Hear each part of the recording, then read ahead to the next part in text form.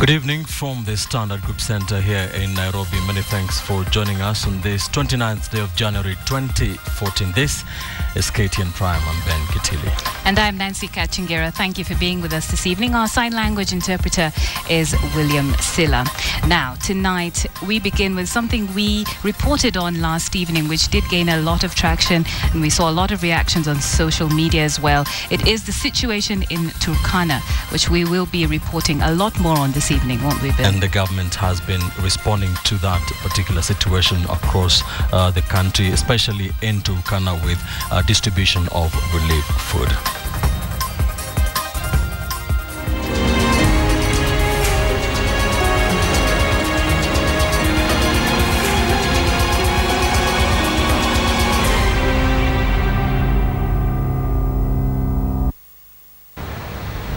Now, on the drought situation in the country, the Cabinet Secretary in charge of Devolution and Planning, Anwai Guru, has confirmed that at least 1.7 million Kenyans in 14 counties are going to be affected by serious drought.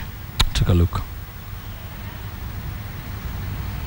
In 2013, the short rains performed very poorly. Not only did they come late, they were also depressed. In the semi-arid areas, the poor short rains have resulted in below normal crop yield. At the same time, the water, pasture, and livestock production are deteriorating. Currently, the drought situation is moderate. The trend is worsening. To address this situation, the Ministry of Devolution has so far distributed relief food as follows: 26,360 bags of maize, 22,927 bags of beans, 22,709 bags of rice, 6,031 cartons of cooking oil, and 720 bales of Nutropap, all valued at 348,664 and 119. Finally, the Cabinet yesterday approved an additional 2.3 billion to support the mitigation efforts caused by the drought in the country. Well, let's now take a look at some of the areas that are actually experiencing this drought situation. It is mostly the arid and semi-arid counties.